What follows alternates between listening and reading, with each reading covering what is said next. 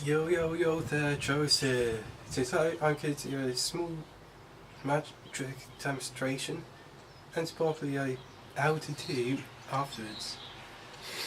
I'll start off with the first thing you need to do is magic with, meant to say, is first attack of cards. Of course there are two types of attack of cards here, both bicycle cards. First is a normal white attack with the traditional bicycle back here. The other attack, what I totally love, was I found on the internet a few, like about a month-ish ago now,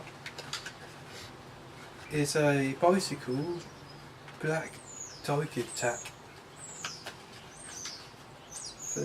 First I'll show you the actual box first. That's the tell you it's weird looking at the screen and seeing it fast. And here's the actual playing cards. As you can see from the white ones, they're totally different. And for comparison, if I can maybe get them out of my pocket, and the same D2 is without dropping any, is there different colours. Well, one's black and one's white. And also, at the back, it's different. As you can see, the normal version is the blue ink with the white border, but this one's the white ink with black border, was I like more than the actual white ones. So let's get off with this small trick then.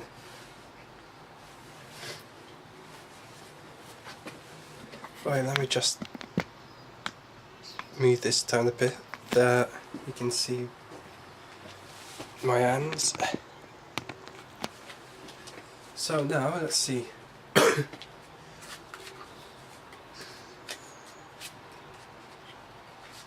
With every magic trick, you need to know shuffles, like the normal shuffle where you just grab onto it. There's, I forgot what name this is. I think it's, I'm not sure. There's an empty shuffle.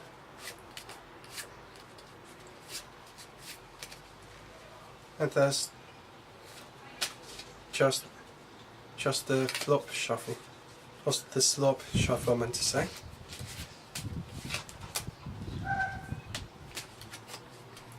But there's different more advanced ones. But these ones can flourish just like this.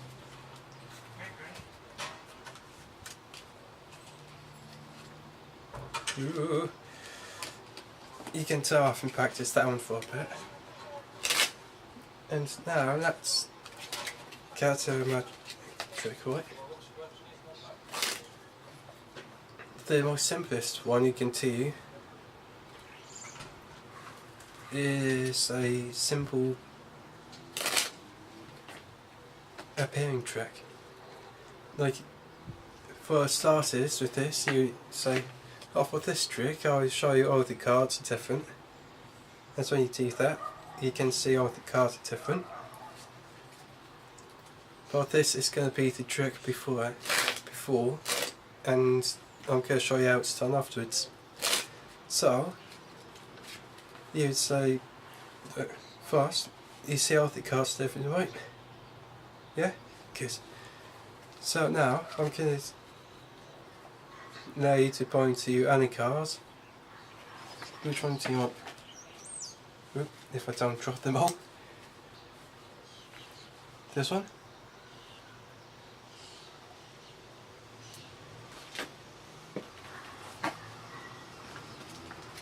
This normally is better when you have a few more people doing this with you, or helping you out, but this is just me with the camera. So this is the cards you picked, right?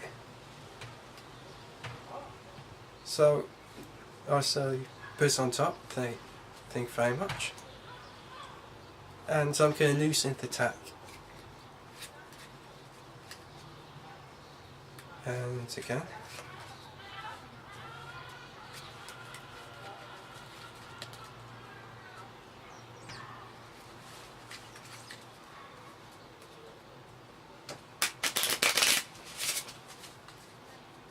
Do you say that's fair? Okay. So with this, your card is totally lost in the tack, right? And with this, I'm going to show you it's not the top card because it's the 9 spades, right? But the thing is, with magic, if I get you told that, but there's no one here to do it, but I realise I normally get passing, I normally pick it up by the left hand. And I normally say, hold it, but do you remember your cards, right? And they say, yeah. I say, to myself, and people normally say it's the cards up top, or the one underneath it, or the one underneath that. But and that's how it's done. So now to the explanation to the trick, right? The explanation of the trick is that all of them are actually completely random. It's you don't know which one they're going to pick, right? So when you say come pick one, they're doing it at a totally random spot.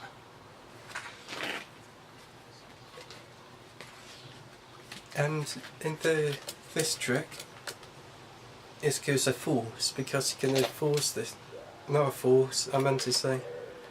You can control the tack. Because when you say, okay, place on top, it actually goes on top, and that bit is no funny business. But to make sure you can see what I'm doing, I'm going to leave this one on top. So what I do is make it look like I'm shuffling it up by casting it 3 times.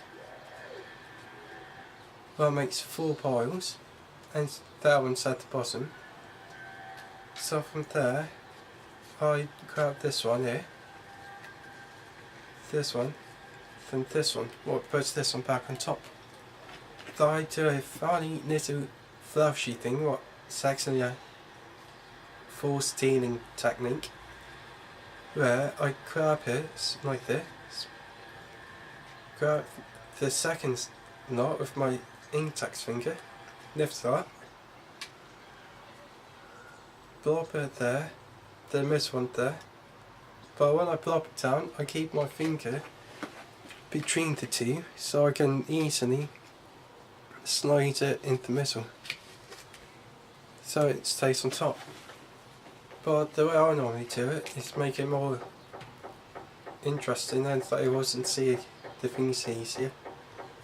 I normally twist both hands, so I grab it like this, twist it around again, twist it again, twist and put it back in. For the next normal speed I do something like this. But as you can see, I'm controlling it to the top all the time. There's another way to this, what also I use in the performance of the trick. I card the 10. Oh, look at that! The 10 and the 9 of spades. That never happens with me. But back on track, I do the continuous shuffle, where I get the tack, cast it off, then I do the good shuffle, but I normally do it in a way that that one stays top. As again, the way I normally do it is by keeping the one with the cards what they pick on top, and flick one time there, and start with this one, then this one. Then keep on going like that. And it controls it on top. The way I get it to make it not look like it's this one is I normally do a double lift. I'm going to show you from this way because from this way you won't see it. So at this point I take the top one as I lift up a cast underneath it so as to.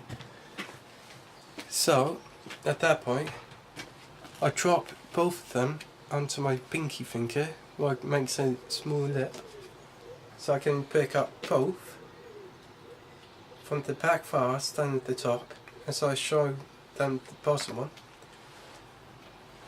But instead is that one above it. So if I put this one up, let's repeat it again. So it's the top one. What's the Three of Spades,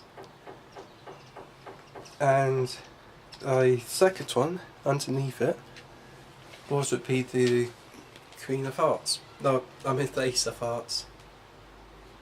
So at that point, without lifting the front up because it would give its way, I drop it onto my pinky. But sometimes people see that, and I sometimes bring it out and use the fleshy bit of my palm to hold it. It's like this. People suspect nothing because the way you're moving your hands, they don't know. So I just go to the bit where the cap is, lift it up, and there it is. And from there you can just push it back over which way you want. But the problem with doing a double lift is you need to make sure it's actually flush around the edges, because even if it's off by like that, as you're flashing it around, you see the actual cars behind it. Even off by a tad like that, they'll see the corner there, and into two other corners. So you have to be careful how you do it. So, with that said, there's the cars. Actually, it's a double lift with their cars on top. And I just flick it around and put in their hands. But sometimes, with this case, I'm on my own, so my right hand says sometimes left. As I say, okay, that's the car's right. And at that point, I'm doing a one-handed cut by lowering half the tack. But remember, the Ace of Hearts on the top of the tack. Excuse me. But the way I make this one disappear,